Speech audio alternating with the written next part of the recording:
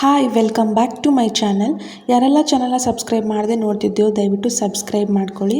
ಹಾಗೆ like share comment ಕೂಡ ಮಾಡಿ. ಈ ರೆಸಿಪಿನ ಮನೆಯಲ್ಲಿ ಟ್ರೈ ಮಾಡಿ ಹೇಗೆ ಬಂದಿತ್ತು ಅಂತ ನನಗೆ ಕಮೆಂಟ್ ಮಾಡಿ ತಿಳಿಸಿ. ಇವತ್ತು ನಾನು ಹೀರೆಕಾಯಿ ಎಣ್ಗಾಯಿನ ಯಾವ ರೀತಿ ಮಾಡೋದು ಅಂತ ತೋರಿಸ್ಕೊಡ್ತೀನಿ.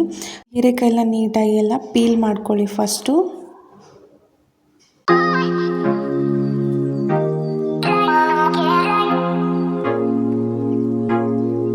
ಈ ರೀತಿ ಹಾಗಲಕಾಯಿನ ಪೀಲ್ ಮಾಡಿಕೊಂಡು ನಂತರ ಇದನ್ನು ನಾನು ಕಟ್ ಮಾಡ್ಕೊತಾ ಇದ್ದೀನಿ. ಇಷ್ಟಿಷ್ಟು ಸೈಜ್ದು ನಾನು ಕಟ್ ಮಾಡ್ಕೊತಾ ಇದ್ದೀನಿ. ಸ್ವಲ್ಪ ಲೆಂತಾಗಿ ಇಟ್ಕೊಂಡು ಕಟ್ ಮಾಡ್ಕೊಳ್ಳಿ.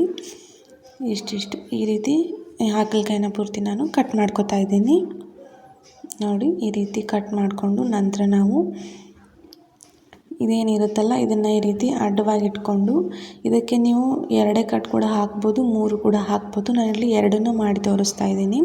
ಈಗ ಈ ರೀತಿ ಅಡ್ಡ ಒಂದು ಉದ್ದ ಒಂದು ಈ ರೀತಿ ಕಟ್ ಈ ರೀತಿನೂ ಮಾಡ್ಕೋಬೋದು.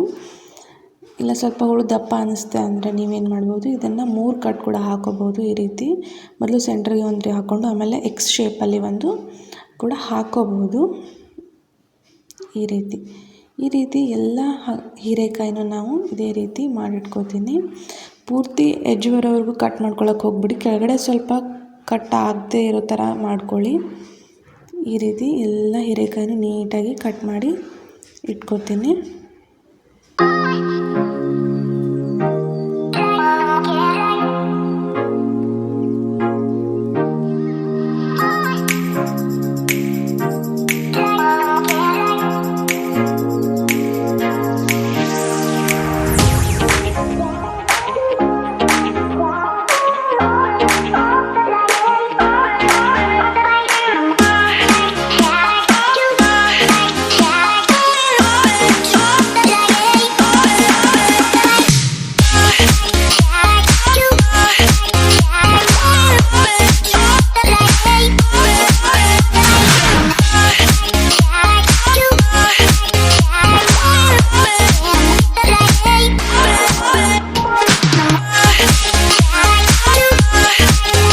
ನೋಡಿ ಈ ರೀತಿ ಎಲ್ಲ ಹೀರೆಕಾಯಿನ ಕಟ್ ಮಾಡಿ ಇಟ್ಕೊಂಡಿದ್ದೀನಿ. ಈಗ ಅದಕ್ಕೆ ತುಂಬಕ್ಕೆ ನಾನು ಮಸಾಲಾನ ರೆಡಿ ಮಾಡ್ಕೊಳ್ಳೋದನ್ನ ತೋರಿಸ್ಕೊಡ್ತೀನಿ. ಈ ಮಸಾಲ ಮಾಡೋಕ್ಕೆ ನಾನು ಸ್ವಲ್ಪ ಶೇಂಗಾನ ಹುರಿದಿಟ್ಕೊಂಡಿದ್ದೆ. ಶೇಂಗಾನ ಹಾಕ್ಕೊಂಡು ಮಿಕ್ಸಿ ಜಾರ್ಗೆ ನಂತರ ಸ್ವಲ್ಪ ಜೀರಿಗೆನ ಸೇರಿಸ್ಕೊಳ್ಳಿ. ಸ್ವಲ್ಪ ಹುಣಸೆ ಹಣ್ಣನ್ನು ಸೇರಿಸ್ಕೊತಾ ಇದ್ದೀನಿ. ಹುಣಸೆ ಹಣ್ಣದು ಕಸ ಎಲ್ಲ ತೆಗೆದ್ಬಿಟ್ಟು ಸೇರಿಸ್ಕೊಳ್ಳಿ. ಸ್ವಲ್ಪ ಉಪ್ಪನ್ನು ಹಾಕ್ತಾಯಿದ್ದೀನಿ. ಉಪ್ಪನ್ನ ಸ್ವಲ್ಪ ಕಮ್ಮಿ ಹಾಕ್ಕೊಳ್ಳಿ. ಮತ್ತು ಬೇಕಿದ್ದರೆ ನಾವು ಒಗ್ಗರಣೆಯಲ್ಲಿ ಸೇರಿಸ್ಕೋಬೋದು. ಸ್ವಲ್ಪ ಅರಿಶಿಣ ಪುಡಿನ ಹಾಕಿ ಇದನ್ನು ನೀಟಾಗಿ ತರಿತರಿಯಾಗಿ ರುಬ್ಕೋತಾ ಇದ್ದೀನಿ. ಈ ರೀತಿ ಫುಲ್ ಪೌಡರ್ ಆಗೋದೇನು ಬೇಡ, ಸ್ವಲ್ಪ ತರಿತರಿಯಾಗಿರಲಿ. ಈಗ ಇದೇನು ಕಟ್ ಮಾಡಿ ಇಟ್ಕೊಂಡಿದ್ವಲ್ಲ ಹೀರೆಕಾಯಿ, ಅದಕ್ಕೆ ನಾನು ಈ ಪೌಡರ್ನ ನೀಟಾಗಿ ಫಿಲ್ ಮಾಡ್ಕೊತಾ ಇದ್ದೀನಿ, ತುಂಬ್ಕೊತಾ ಇದ್ದೀನಿ. ಈ ರೀತಿ ಎಲ್ಲ ಹೀರೆಕಾಯಿಗೂ ನಾವು ಇದೇ ರೀತಿ ಪೌಡರ್ನ ತುಂಬಿಟ್ಕೋಬೇಕು. ತುಂಬ ಚೆನ್ನಾಗಿ ಬರುತ್ತೆ ರೆಸಿಪಿ. ಒಂದ್ಸತಿ ಟ್ರೈ ಮಾಡಿ ನೋಡಿ. ಇದೇ ಸೇಮ್ ಮಸಾಲಾನ ನೀವು ಬದನೆಕಾಯಿಗೆ ಕೂಡ ಯೂಸ್ ಮಾಡ್ಕೋಬೋದು.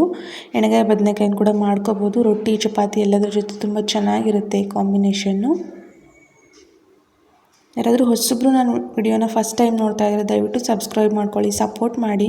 ಹಾಗೆ ಲೈಕ್ ಶೇರ್ ಕಮೆಂಟ್ ಕೂಡ ಮಾಡಿ. ಈಗ ನಾನು ಒಗ್ಗರಣೆಗೆ ಒಂದು ಪಾತ್ರೆ ಬಿಸಿ ಮಾಡೋಕ್ಕೆ ಇಟ್ಕೊಂಡು ಎಣ್ಣೆನ ಹಾಕೋತಾ ಇದ್ದೀನಿ. ಎಣ್ಣೆ ಕಾದ ನಂತರ ಅದಕ್ಕೆ ಸಾಸಿವೆ ಜೀರಿಗೆನ ಸೇರಿಸ್ಕೊತಾ ಇದ್ದೀನಿ. ಸಾಸಿವೆ ಜೀರಿಗೆನ ಹಾಕ್ಕೊಂಡು ನಂತರ ಸ್ವಲ್ಪ ಕರಿಬೇವನ್ನು ಸೇರಿಸ್ತಾ ಇದ್ದೀನಿ. ಕರಿಬೇವೆಲ್ಲ ಸಿಡಿಯೋಕ್ಕೆ ಸ್ಟಾರ್ಟ್ ಆದಮೇಲೆ ಸ್ವಲ್ಪ ಈರುಳ್ಳಿನ ಹಾಕ್ಕೋತಾ ಇದ್ದೀನಿ. ಈರುಳ್ಳಿನ ನಾನು ಚಿಕ್ಕದಾಗಿ ಕಟ್ ಮಾಡಿ ಇಟ್ಕೊಂಡಿದ್ದೀನಿ. ಈರುಳ್ಳಿನ ಹಾಕ್ಬಿಟ್ಟು ಸ್ವಲ್ಪ ಚೆನ್ನಾಗಿ ಎಣ್ಣೆಯಲ್ಲಿ ಇದು ಮಾಡ್ಕೊಳ್ಳಿ. ಇದು ಸ್ವಲ್ಪ ಮೆತ್ತಗಾದರೆ ಸಾಕು ಈರುಳ್ಳಿ. ಈ ರೀತಿ ಚೆನ್ನಾಗಿ ಇದು ಮಾಡ್ಕೊಳ್ಳಿ ಮತ್ತು ಚೆನ್ನಾಗಿ ಮಿಕ್ಸ್ ಮಾಡ್ಕೊಳ್ಳಿ. ಸ್ವಲ್ಪ ಈರುಳ್ಳಿ ಸ್ವಲ್ಪ ಬೇಯಬೇಕು, ಸ್ವಲ್ಪ ಎಣ್ಣೆನ, ಇಲ್ಲಾಂದರೆ ಆಮೇಲೆ ತಿನ್ನೋವಾಗ ಹಸಿ ಹಸಿಯಾಗಿ ಸಿಕ್ಬಿಡುತ್ತೆ. ಸ್ವಲ್ಪ ಚೆನ್ನಾಗಿ ಮಿಕ್ಸ್ ಮಾಡ್ಕೊಳ್ಳಿ. ನಂತರ ಇದಕ್ಕೆ ನಾನು ಟೊಮ್ಯಾಟೋನ ಸೇರಿಸ್ತಾ ಇದ್ದೀನಿ. 1 ಟೊಮ್ಯಾಟೊ ತೊಗೊಂಡಿದ್ದೀನಿ ನಾನಿಲ್ಲಿ. ಟೊಮ್ಯಾಟೊನ ಹಾಕ್ಬಿಟ್ಟು ಮತ್ತೆ ಚೆನ್ನಾಗಿ ಮಿಕ್ಸ್ ಮಾಡ್ಕೊಳ್ಳಿ. ಎರಡೂ ಕೂಡ ಸ್ವಲ್ಪ ಮೆತ್ತಗಾದರೆ ಸಾಕಾಗುತ್ತೆ. ಈಗ ಸ್ವಲ್ಪ ಉಪ್ಪನ್ನು ಹಾಕ್ತಿದ್ದೀನಿ. ಉಪ್ಪನ್ನು ಹಾಕೋದ್ರಿಂದ ಈರುಳ್ಳಿ ಟೊಮ್ಯಾಟೊ ಸ್ವಲ್ಪ ಬೇಗನೆ ಬೇಯುತ್ತೆ ಅಂತ ಅಷ್ಟೇ. ಸ್ವಲ್ಪ ಉಪ್ಪನ್ನು ಹಾಕಿಬಿಟ್ಟು ಉಪ್ಪನ್ನ ಸ್ವಲ್ಪ ನೋಡ್ಕೊಂಡು ಹಾಕ್ಕೊಳ್ಳಿ. ನಾವು ಮಸಾಲ ರೆಡಿ ಮಾಡ್ಕೋಬೇಕಾದ್ರೆ ಅದರಲ್ಲಿ ಸ್ವಲ್ಪ ಉಪ್ಪನ್ನು ಹಾಕಿರ್ತೀವಿ. ಈಗಲೂ ಸ್ವಲ್ಪನೇ ಹಾಕ್ಕೊಳ್ಳಿ, ಮತ್ತು ಕಡಿಮೆ ಬಿದ್ದರೆ ಹಾಕ್ಕೋಬೋದು. ಉಪ್ಪು ಜಾಸ್ತಿ ಆಗೋದು ಬೇಡ. ಸ್ವಲ್ಪ ಉಪ್ಪನ್ನು ಹಾಕ್ಕೊಂಡು ಚೆನ್ನಾಗಿ ಇದನ್ನು 1 ನಿಮಿಷ ಹೀಗೆ ಬಿಟ್ಬಿಡಿ ಕುದಿಯೋಕ್ಕೆ. ನಂತರ ಇದಕ್ಕೆ ನಾನು ಮಸಾಲೆ ಖಾರನ ಹಾಕ್ತಾಯಿದ್ದೀನಿ. ಮಸಾಲೆ ಖಾರ 1-2 ಸ್ಪೂನ್ ಹಾಕ್ಕೊಂಡಿದ್ದೀನಿ. ನಂತರ ಇದಕ್ಕೆ ಕೆಂಪು ಪುಡಿ ಅಂತಾರಲ್ಲ, ರೆಡ್ ಚಿಲ್ಲಿ ಪೌಡರು, ಅದನ್ನು ಕೂಡ ಹಾಕೋತಾ ಇದ್ದೀನಿ. ನೋಡ್ಕೊಂಡು ಹಾಕ್ಕೊಳ್ಳಿ. ಖಾರ ಇದ್ದರೆ ಸ್ವಲ್ಪ ಕಡಿಮೆನೇ ಹಾಕ್ಕೊಳ್ಳಿ.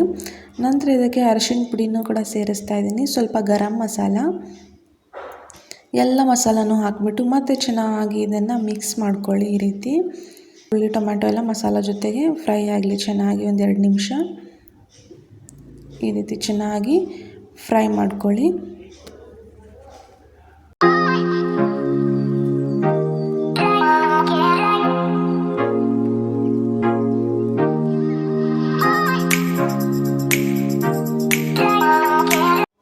ಈಗ 1-2 ನಿಮಿಷ ಆದ ನಂತರ ನಾವೇನು ತುಂಬಿಟ್ಕೊಂಡಿದ್ವಲ್ಲ ಹೀರೆಕಾಯಿ ಮಸಾಲಾನ, ಅದನ್ನು ನೀಟಾಗಿ ಇದ್ರ ಮೇಲೆ ಈ ರೀತಿ ಇಟ್ಕೊಳ್ಳಿ.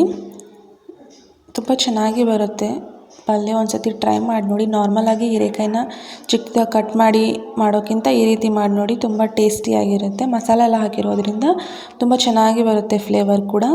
ಈ ರೀತಿ ಹಾಕಿಬಿಟ್ಟು ಮತ್ತು ಮಿಕ್ಕಿರೋ ಮಸಾಲೆ ಎಲ್ಲ ಇದ್ರ ಮೇಲೇ ಹಾಕಿಬಿಡಿ.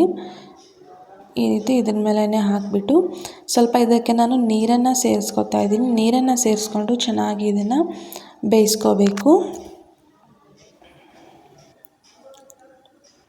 ಈಗ ಇದಕ್ಕೆ ನೀರನ್ನು ಸೇರಿಸ್ತಾ ಇದ್ದೀನಿ. ನೀರನ್ನು ಸೇರಿಸ್ಬಿಟ್ಟು ಒಂದು 7-8 ನಿಮಿಷ ಲೋ ಫ್ಲೇಮಲ್ಲೇ ಚೆನ್ನಾಗಿ ಕುದಿಸ್ಕೊಳ್ಳಿ. ಮಸಾಲೆ ಎಲ್ಲ ಹೀರೆಕಾಯಿ ಜೊತೆ ಚೆನ್ನಾಗಿ ಮಿಕ್ಸ್ ಆಗಲಿ. ನೀರನ್ನು ತುಂಬ ಜಾಸ್ತಿನೂ ಹಾಕೊಳ್ಳೋಕೆ ಹೋಗಬೇಡಿ, ತುಂಬ ಕಮ್ಮಿನೂ ಹಾಕೊಳ್ಳೋಕೆ ಹೋಗಬೇಡಿ. ನೋಡಿಕೊಂಡು ಹಾಕ್ಕೊಳ್ಳಿ. ಮತ್ತು ಕಡಿಮೆ ಬಿದ್ದರೆ ಮತ್ತೆ ನೀರನ್ನು ಹಾಕಿ ನಾವು ಕುದಿಸ್ಕೋಬಹುದು.